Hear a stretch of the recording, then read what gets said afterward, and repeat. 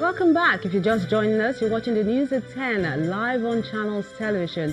A reminder of our major stories. Independent National Electoral Commission releases list of governorship and state assembly candidates for 2019 elections. Ondo House of Assembly impeaches Speaker and Deputy. Impeached Speaker in turn suspends new Speaker and 14 other lawmakers.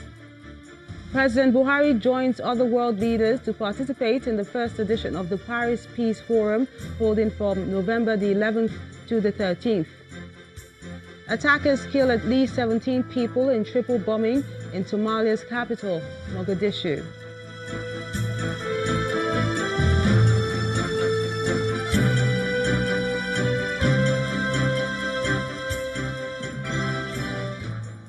ChannelsTV.com has more information for you, and go to youtube.com/channelsweb to view our videos. Watch us on your mobile device via your browser or download the Channels TV app for Android and iOS devices from their respective stores. And besides giving you access to news updates on the go, the Channels TV and Channels 24 app has an eyewitness feature, so you can use it to share those pictures, videos, or news of happenings around you. Just install the app, then tap and swipe to reveal the menu and follow the instructions. And talking about pictures, here are some of them you sent into our eyewitness portal today. Let's begin from this picture from the Agbara Igbesha Road in Ogun State, showing the deplorable state of the road. Our eyewitness is calling on the state government to do something about this. And we have more bad roads today. This image is from Falolu Street in Surulere, Lagos. Our eyewitness says the road is a major alternative for motorists avoiding traffic on specific routes in the area. He's asking the state and local council to come to their aid and try to fix it. Our final picture is from Wuse Zone 1 in Abuja, the federal capital, showing a cattle causing traffic. Our eyewitness is asking the government to curb this act. Thank you so much for sending in those images, and we do encourage you to keep them coming. The president is in France, where he will be participating in the first edition of the Paris Peace Forum, holding from November the 11th to the 13th.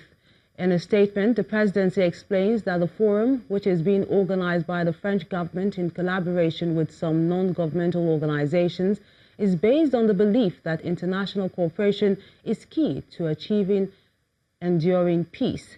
President Muhammadu Buhari will join other world leaders as well as the United Nations Secretary General Antonio Guterres in discussing the contributions that need to be made towards ensuring global peace.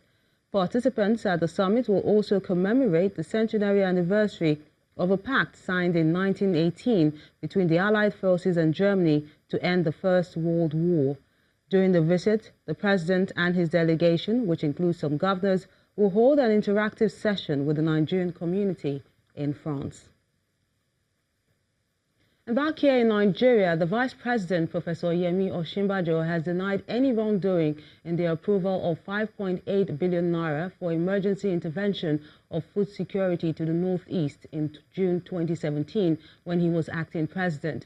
In a statement by his spokesperson, the Vice President explained that the funds were released to prevent a looming disaster as a result of severe food shortages throughout the Northeast. It adds that there was an immediate need to distribute grains to internally displaced persons through the National Emergency Management Agency, NEMA, and the only way to obtain the quantity required was to resort to the National Food Security Program, earlier established by the federal government as a means of shoring up its strategic grain reserves. The statement read in part, and I quote, "It was in consequence of the federal government's decision to urgently purchase the stored grains for distribution to internally displaced persons that the CBN made the proposal for the approval of 30,905.08 metric tons at 5.2 billion naira.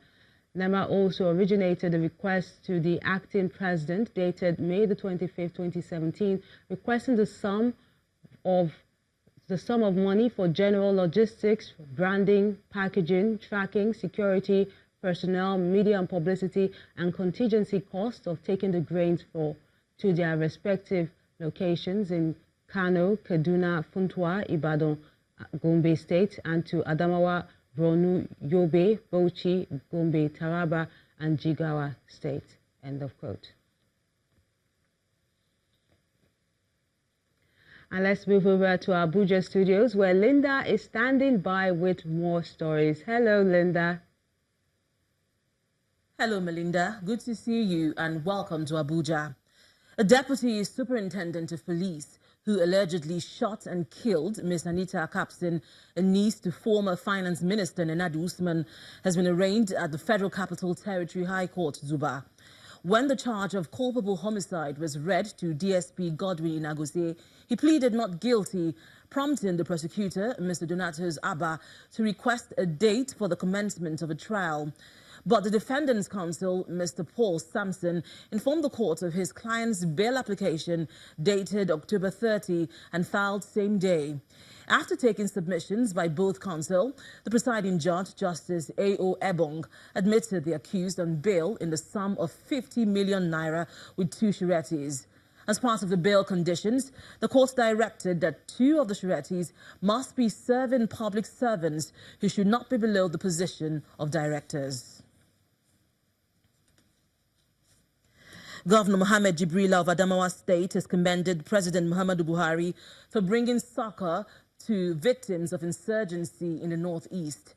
He made the remarks when he visited the Cottage Hospital in Adamawa State, venue of a week-long medical outreach for communities ravaged by Boko Haram activities.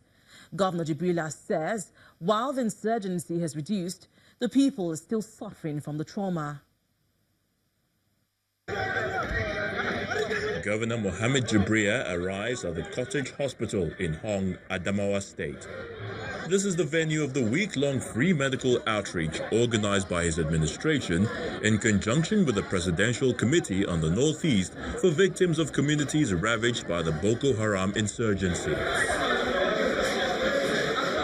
He is received by the medical director of the hospital, who takes him on an inspection tour of the facilities. It's an initiative organizers are positive will narrow the gap in the state's healthcare delivery system. Following this insurgency, we're having a lot of challenges in this community. And the number of doctors in this facility presently are just 2. So you can see that it's just not possible for us to be able to grant the people of this community adequate attention. But with this kind of medical mission, we'll be able to mop up a lot of cases that we could not attend to. So by the end of the day, I believe a lot of people in thousands will be beneficiaries of this program. And for the beneficiaries, this intervention is indeed timely. Seriously, the population, there is crowd, the population is too much, people are suffering here. But we thank God for the government for their support. Really, I appreciate it. And the entire community has been looking for this, and it has reached us today. Thank God. The outreach is part of efforts by the federal government for the restoration efforts to reach thousands of people whose communities bore the brunt of the Boko Haram insurgency.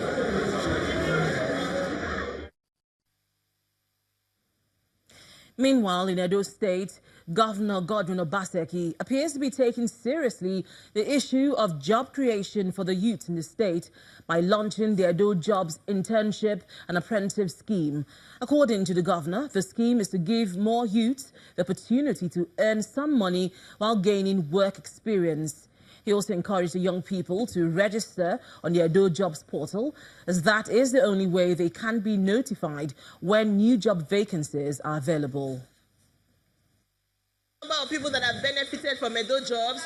The second edition of the Alagodao Summit gets underway with this event at Edo Innovation Hub in Benin City, the Edo State capital. The 2018 Alagodao Summit, which has the theme Edo of Our Dreams, Investing in People, will highlight many of the present administration's achievements in the last 2 years. Youth development plays a key role. The program of Alagodao is starting with the youth. Why? Because you, the youth, the leaders of tomorrow, upon the basis of which governance is being led today, is pivotal to this administration. And that's why we are starting with the youth. In his keynote address, the governor of Edo State, Godwin Obaseki, believes a solid foundation has been laid for a bright future. We can boldly say and we have the evidence, and anybody can come in and check that we have created 77,200 jobs today. And these are in various areas. We have collaborated with the federal government through its various schemes. We have collaborated with multilateral agencies. We have collaborated with institutions to create these jobs. In her address, the Governor's Aid on Skills Development, Ukenebo Dare, rolls out guidelines for job seekers. Registration goes on a DoJobs portal every single day, because you can go to the portal and register by yourself, or you can meet any of our 200 enumerators in every local government at your local government secretariat to register on DoJobs. Some entrepreneurs from the DoJobs startup program tell their story. With Payviana Limited, we are able to convert every smartphone device of SMEs into a mobile point of sale. We are partnering with banks, we're partnering with telecommunication companies, because these businesses are also going to be able to make use of their data to access our solution. Now, the high point on the occasion is the presentation of checks to DoJobs startup program beneficiaries by Governor Godwin Obaseki. And that's all from Abuja. Back to you, Melinda. Many thanks, Linda. Now, 4 people in Port Harcourt have been reportedly killed in a road crash caused by a runaway driver in the River State capital. The state's police public relations officer, DSP Nnamdi Omondi, explained to our correspondent that the driver of a salon car reportedly knocked down a pedestrian at a polo club axis, and in a bid to escape, he sped off and knocked down 2 others a few meters away at the Tombia extension in the government-reserved area, where the car finally crashed, killing the driver himself. While the road rage lasted, the runaway driver also knocked down an electricity pole and damaged other infrastructure. When Channels Television visited the scene, it had been cordoned off, while the police explained that the bodies had been taken to the mortuary. Company news now. MTN has launched its newest partnership program at an inaugural partner summit tagged MTN Fusion. According to the Chief Enterprise Officer, Linda St. Wafo, the leading telecoms company is interested in working with businesses that are ICT-driven and focused on creating solutions.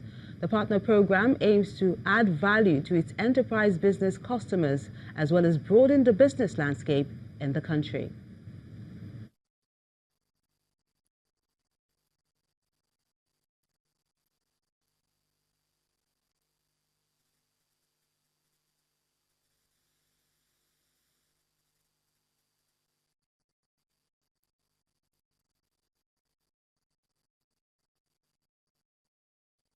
We sincerely apologize for the poor audio quality in that report.